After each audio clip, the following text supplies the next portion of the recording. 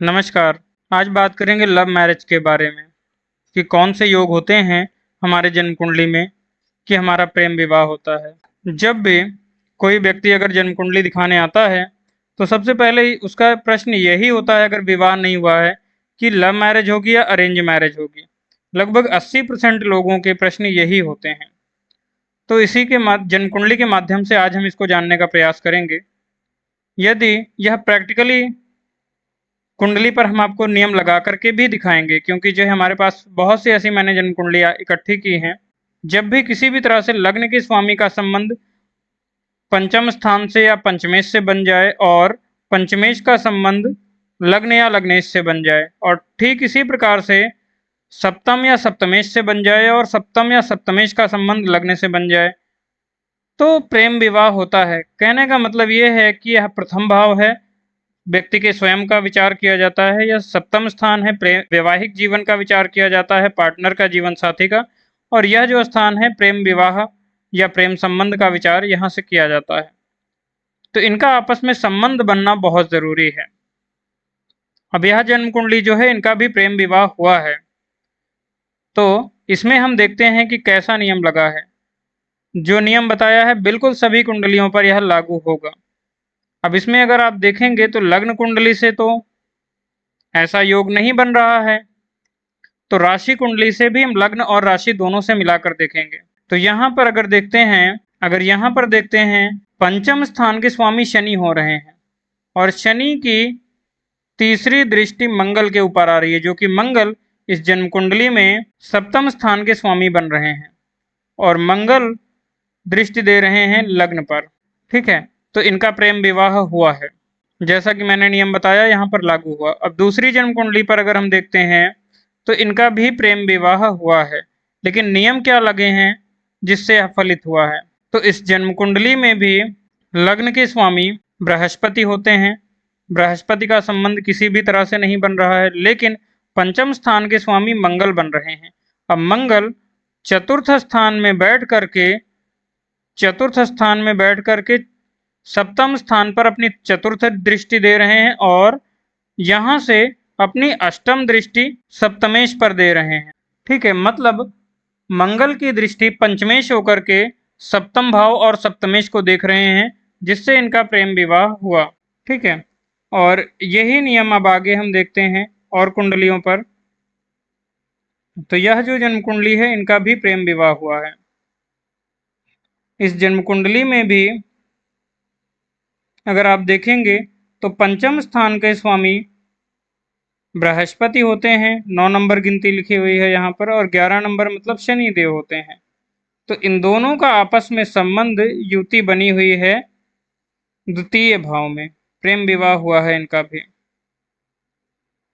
Strong योग है प्रेम विवाह का।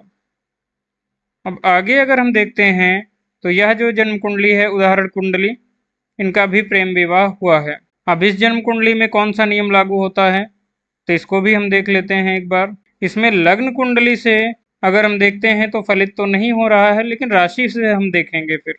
तो यहाँ पर लग्न के स्वामी और सप्तम स्थान के स्वामी और साथ ही साथ पंचम स्थान के स्वामी का संबंध बन रहा है, युति संबंध बन रहा है, प्रेम विवाह हुआ है। ठीक इसी तरह से हम अगले चार्ट पर आ जाते हैं, इनका भी प्रेम विवाह हुआ है। और इस जन्म कुंडली में ऐसा कौन सा नियम लागू हुआ है, तो यह भी हम देख लेते हैं। इस जन्म कुंडली में सप्तम स्थान के स्वामी शुक्र होते हैं और लग्न के स्वामी बुध होते हैं। सप्तम स्थान के स्वामी शुक्र आकर के धन भाव में बैठे और बुध स्वयं से इनसे आपस में संबंध बना लिए, और यहाँ पर नवीं दृष्टि बृहस्पति की भी आ गई, तो प्रेम विवाह इनका हो गया। ठीक है, प्रेम विवाह का स्ट्रॉन्ग योग रहा है जन्म कुंडली में। ठीक इसी तरह से अगली कुंडली पर अगर हम आते हैं तो यह जो जन्म कुंडली है, इसमें भी प्रेम विवाह हुआ है। मैं जो भी जन्म कुंडली लेकर आया हूँ सभी में प्रेम विवाह हुआ है, और यह प्रैक्टिकली नियम लगा करके आपको बता रहा हूँ, और 100% यह कुंडली सही है, इसमें कोई संदेह नहीं है। अगर आपकी जन्म कुंडली में भी ऐसा योग बना है तो लगाकर देख सकते हैं, 100% प्रेम विवाह हुआ होगा, या फिर विवाह बहुत ज़्यादा जान पहचान में हुआ होगा, जिसे आप जानते होंगे बहुत पहले से। तो यहाँ पर अगर हम देखते हैं तो शुक्र पंचम स्थान के स्वामी होते हैं, उच्च की अवस्था में बैठे हैं। ठीक है, अब यहां पर शनिदेव की दृष्टि आ रही है, जो कि लग्न के स्वामी होकर के यहां पर बैठे हुए हैं, लग्न के स्वामी होकर, और यहां दृष्टि दे रहे हैं। ठीक है, तो इन दोनों का आपस परस्पर दृष्टि संबंध बन रहा है एक दूसरे के लिए, मंगल और शनि का। ठीक है, तो आगे आ जाते हैं हम दूसरे उदाहरण कुंडली पर। इसमें भी प्रेम विवाह हुआ है, जो कि इसमें पंचमेश का संबंध और सप्तमेश का संबंध आपस में बना है, जिसके कारण प्रेम विवाह हुआ इनका। आगे अगर हम देखते हैं तो इनका भी प्रेम विवाह हुआ है। प्रेम विवाह के क्या नियम लागू हुए हैं, इसको भी हम एक बार देख लेते हैं। यहाँ पर अगर हम देखते हैं तो चंद्रमा पंचम स्थान के स्वामी होकर पंचम स्थान में बैठे हैं और बृहस्पति लग्न के स्वामी होकर लाभ स्थान पर बैठे हैं, तो एक दूसरे को परस्पर दृष्टि दे रहे हैं। तो यह दृष्टि संबंध के कारण प्रेम विवाह हुआ है। अब आगे जो जन्म कुंडली जो है देखने को मिलती है, इस जन्म कुंडली का भी प्रेम विवाह हुआ है। इस जन्म कुंडली का जो व्यक्ति है प्रेम विवाह हुआ है। यहाँ पर लग्न के स्वामी और सप्तम स्थान के स्वामी संबंध बना रहे हैं, प्रेम विवाह इनका भी हो गया है। यह जो जन्म कुंडली है इसमें भी प्रेम विवाह हुआ है। अब इसमें क्या योग रहा है, इसमें भी अगर आप देखेंगे तो पंचम स्थान के स्वामी मंगल देव और पंचम स्थान के स्वामी शनिदेव और सप्तम स्थान के स्वामी मंगल का आपस में संबंध बन रहा है, जिसके कारण प्रेम विवाह हुआ है।